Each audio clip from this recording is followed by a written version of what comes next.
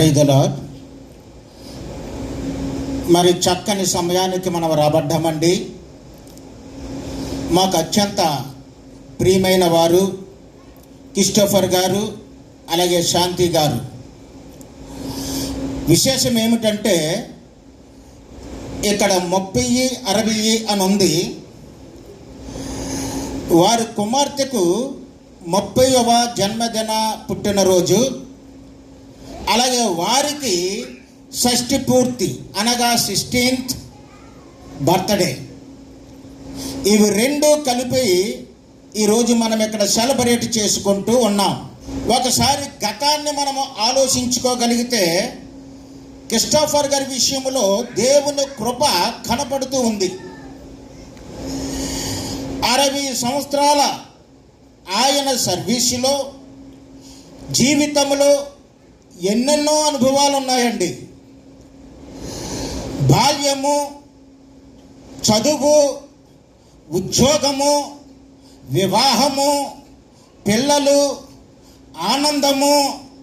అంత మాత్రమేనా, ఒక్కొక్క సందర్భములో ఆ జయములు, కొన్ని సందర్భాల్లో అపజయాలు, ఇలాంటి ప్రతి మనిషి జీవితంలో ఉన్నట్టే క్రిస్టోఫర్ గారి జీవితంలో కూడా తప్పకుండా ఉంటాయి. మరైతే ఇటువంటి పరిస్థితులన్నిటిలోనూ కూడా దేవుడు ఆయనకి తోడుగా ఉన్నాడు. ఆ తోడుగా ఉన్న దానిని బట్టి క్రిస్టోఫర్ గారు ఏంటంటే ఆయనకి కృతజ్ఞతాస్తుతులు చెల్లించాలి. అందుకే కీర్తనకారుడు అంటున్నాడు కదా 103:2, ఆయన చేసిన ఉపకారములలో దేనిని మరవకూడదు. మీరు ఆ ఉపకారాలు మనం లెక్కించగలిగితే అసలు లెక్కించలేమండి. ఆయన ఈ స్థితిలో ఉన్నాడంటే దానికి కారణము కేవలము దేవుడే. అందుకే యెషయా గ్రంథము 46:4 అంటున్నాడు, 3 విషయాలు చెబుతున్నాడు.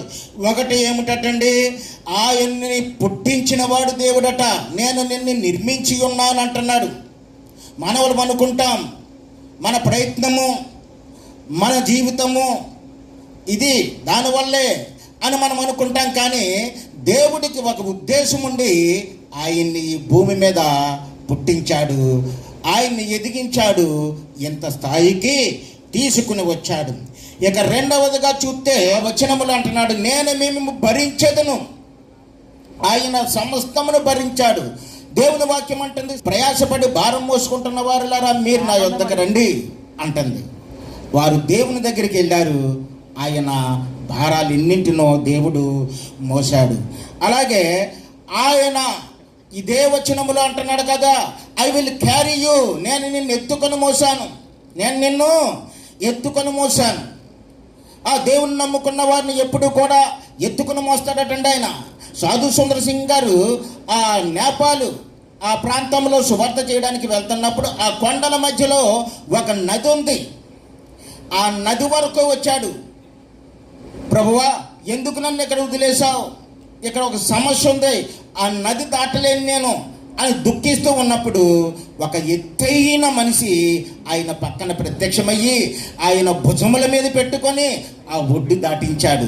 ఎవరు నన్ను ఒడ్డు దాటించారు అని చూస్తే అక్కడ ఎవరు లేరు. మరి విశ్వాసం ఉంచిన వారి వెడల దేవుడు అత్యంత విశ్వాసముగా ఆయన గొప్ప కార్యాలు చేస్తాడు.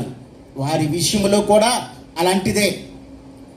ఆ ఆశీర్వాదము చిగిరించిన ఆ చెట్టు వలె ఆశీర్వదింపబడుతూ ఉన్నారు. ఇక తర్వాత లాస్ట్గా చూస్తే ఐ విల్ ప్రొటెక్ట్ యూ, నేను నిన్ను రక్షిస్తానంటున్నాడు. ఈయన అనేక చోట్లకి వెళ్తాడు, వస్తూ ఉంటాడు, డ్యూటీకి వెళ్తూ ఉంటుంటారు. మరి ఆ వెళ్తూ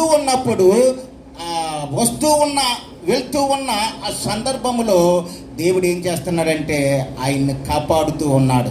కీర్తనకారుడు అంటున్నాడు కదా 128లో ఆయన అంటున్నాడు, యెహోవా నీ రాకపోకలందు నీకు తోడుగా ఉండును, ఏ అపాయము నీకు రాదంటున్నాడండి. కాబట్టి మరి ఆ క్రిస్టోఫర్ గారు, అలాగే శాంతి గారు, వారి యొక్క కుమార్తె, వారి కుమారుడు, వీరందరూ కూడా దేవునిలో సదాకాలము వర్ధిల్లాలని, మరి ఈ 60 కాదు 60 సంవత్సరాలు షష్టి పూర్తి అనుకుంటున్నాం మనం. దేవుడి ఆశీర్వాదాలు ఎలా ఉంటాయంటే 60 ప్లస్ 60 120, 60 ప్లస్ 60 120, 120 ఏళ్ళు మీరు చక్కగా ఆశీర్వదింపబడాలని, ఆ దేవుని కృప ఆశీర్వాదాలు పొందాలని కోరుకుంటూ happy birthday to you sir. షష్టి పూర్తి శుభాకాంక్షలు. అలాగే మా చిన్న కుమార్తె ఆమెకు కూడా బర్త్డే శుభాకాంక్షలు తెలియజేసుకుంటున్నాను. Thank you sir. Thank you sir.